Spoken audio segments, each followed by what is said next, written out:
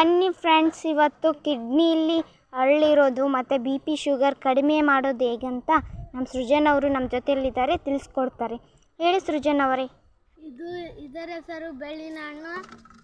ಇದು ತಿಂದರೆ B P sugar ಕಡಿಮೆ ಆಗುತ್ತೆ, ಹಾಗೆ ಹೊಟ್ಟೆಯಲ್ಲಿ ಹರಳಿರೋರಿಗೆ ಕಡಿಮೆ ಆಗುತ್ತೆ, ಹಾಗೆ ಕಾಲು ನೋವು ಕೈ ನೋವು ಬ್ಯಾನಿರೋರಿಗೆ ಸರಿ ಹೋಗುತ್ತೆ.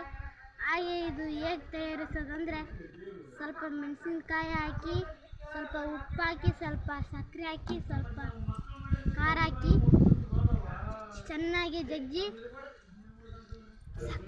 ಇದು ತಿಂದರೆ ಸೂಪರ್ ಇದೆ. ಅದನ್ನ ತೋರಿಸಿ ಹೇಗಿದೆ.